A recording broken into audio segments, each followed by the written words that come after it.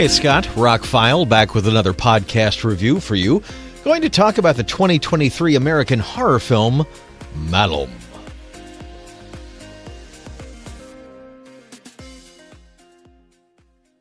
I hope I'm saying it correctly. It's Latin for evil, Malum. It's a remake of the movie The Last Shift from a decade ago, if you ever saw that. It's a low-budget film that wasn't terrible, but it also wasn't fabulous either. Same director and writer of Anthony DiBlasi and Scott Pauly, who died, I guess, after this because the movie's dedicated to him, kind of reimagined it and remade it with a bigger budget and an actress named Jessica Sula. You've seen her in several things, and she carries the movie. Eric Olson also stars Cheney Morrow and Candace Koch. It was released theatrically last March, hit video on demand in May, and that's where it's been for me. It was one of those horror movies that was on a list of movies you've never seen or heard of that you should see. And so I put it in my Vudu wish list, which is that online movie company that's now owned by Fandango. But I never bought it or rented it, and it just sat there. So the other day it came up again. It's come up multiple times, people talking about this movie.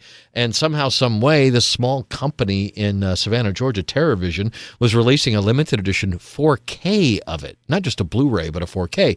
Now, it is getting a Blu-ray release in another month or two, but this is a limited edition 4K that came from TerrorVision in Savannah, Georgia. I placed an order. It wasn't horribly expensive, and it came in a really nice box, a really nice presentation. It's got a nice slipcover on it. And so all of this was like, wow, this is kind of nice presentation. Some extra goodies in the box. It's all, I love boutique labels for this kind of treatment. Somebody hand loaded it. There's a card in there that says your package was handled by Brandon and he packed this by hand. And obviously it's they do a lot of low budget horror, some martial arts, some cult films and stuff like that. But this was a recent release that had a 4K master. It's a native 4K transfer and 5.1 surround sound. It really looks like a big budget release. It comes with the Blu-ray and the 4K. And so I finally got it in the other day, and I was very excited to pop it in because I've heard nothing but good things. I think Rotten Tomatoes reviews are in the 60 to 70%. IMDb, it's kind of in the middle there. This movie actually creeped me out. There are not very many horror movies these days at my age that do really anything for me. I enjoy them. Sometimes the over-the-top, like The Last Evil Dead, did not scare me, but I love the over-the-top effects. I like to go, ooh, oh, that was gross, and that kind of stuff. But I don't really get creeped out. I don't get scared in movies. I just know how movies are made. They don't scare me. Hellraiser never really scared me. Some of the things I think about horror movies, what they're about, that scares me more than the actual movie. But this movie, maybe because when it starts, it kind of feels low budget for a minute or two. But then, it's got really good cinematography, and almost all the acting is great. There's a few side characters that are just okay, but overall, I was kind of impressed with the entire thing. But again, Jessica Sula, she carries the movie. She's in almost every scene. Some of the time she's by herself. She plays a rookie cop who's requested to take the last shift of a decommissioned police station. Now, years ago, cult members committed suicide and her father was involved, and so she wanted to do this to be kind of close to her father, and everybody thinks she's an idiot. Why would a rookie police officer want to have the last shift in this decrepit old, police station? And that is host of all sorts of things that happen later. What this movie really nails that a lot of horror movies don't is you get confused about what's really happening and what's not. Is this all happening in her head? Is this happening in reality? And until a few things happen that kind of snap you back to reality, you get a little confused. And I think it was on purpose, and I don't think it's a bad thing.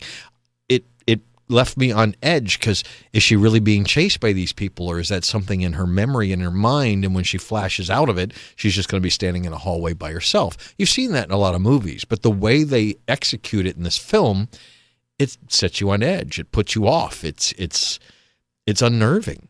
And it does have a creep factor. There is a feeling of doom kind of over the whole movie. And I've watched a lot of low-budget movies that kind of get that feel, and this guy, they nail it in this film. It just has this kind of oppressive feeling that this is not going to go well. And as it plays out, by the time you get to the final third of the movie, I don't want to get any spoilers, but you're starting to find out if this stuff is real or just in her head, and how is it going to all end. And I got to say, this is one of those kind of endings that you go, let me rewatch that ending again just to make sure I got that. I like a movie that's a little challenging, and the ending is just like, did I just get what that, and it's not gory and it's not over the top or anything. It's just like, oh, that's how it's going to end. And I think that's great. It should make horror movie fans very happy. It's a different kind of movie as far as, like I said, it's low budget, but the cinematography's good. And most of the acting is good. And the effects are really good. There's some pretty gory stuff. Again, you don't know whether it's reality or in her head. Yeah, I'm really dancing around it now because I was about to say some things that I shouldn't. The best thing about this kind of movie is if it's something you're interested in watching, don't read up on it. Don't watch the trailer. I still, to this moment, haven't watched the trailer yet. I did watch some of the behind the scenes that were on the Blu-ray that came with it. They did it was the movie company that came to the director and said, would you like to revisit this film? We think this film is worthy, but we could do more with it. And that's when they reimagined it. So if you've never seen the original, even the director says you don't have to see the original. This is the same story, just reimagined and done with a bigger budget, better actors, better effects. If you're a fan of practical effects, you're going to love this film. If you're a fan of low-budget horror movies, you're going to love this film. It belies its budget once it gets going. Like I said at the beginning, I felt, this okay, maybe this will be good.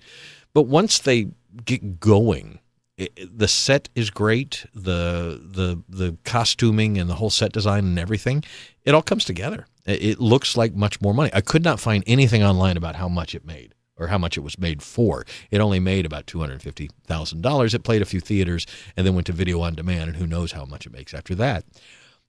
But some people obviously loved this film. And as far as watching a horror film that, well, it's not going to make the pantheon of top horror films of all time. It is one of the more interesting ones I've watched since last year when I watched The Autopsy of Jane Doe for the first time. That was a movie very similar to this one, that has an oppressive feel to it, that's done a little differently and kind of creeped me out. This one kind of gave me that feel, so I'm kind of impressed with it.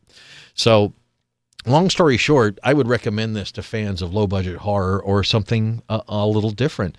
You're going to have to stand up for some gore and a little bit of low-budget stuff, but other than that, it's a solid flick. And if a horror movie creeps me out, gives me a scary feeling, if I'm like on the edge of my seat to find out what happens next, well, that's rare. That's really rare.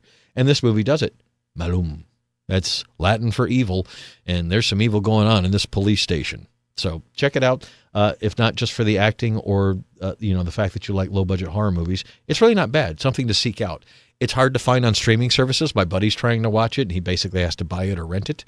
Nobody has it for free, so it's fairly new. It hasn't been out a year yet, so check it out. And they still have copies available at terrorvision.com if you'd like to check it out and own a copy. It's a native 4K transfer. It looked fantastic. Like they must have used 4K cameras and put them in people's faces. You can see every detail of everything. It really is one of the clearest transfers I've seen in a long time, and it's a low-budget movie. That's one of the reasons probably why it's unnerving. You feel like you're there on the scene with it happening. And there's some pretty bloody stuff that happens, and it's shocking to a certain extent because it is there and clear, and you're there. So anyway, pretty good. I can't wait to invite some people over that aren't expecting something like this and watch it. It will creep you out. Plus, it's short. It doesn't overstay its welcome, and it's got one of those endings that makes you go, "What the?" Yeah. So all in all, 2 thumbs up for Malum. Check it out if you're into low-budget horror that's done extremely well. I'm Scott. I'm ROCKFILE. More podcasts on the way. Thank you for listening. Have a spectacular day.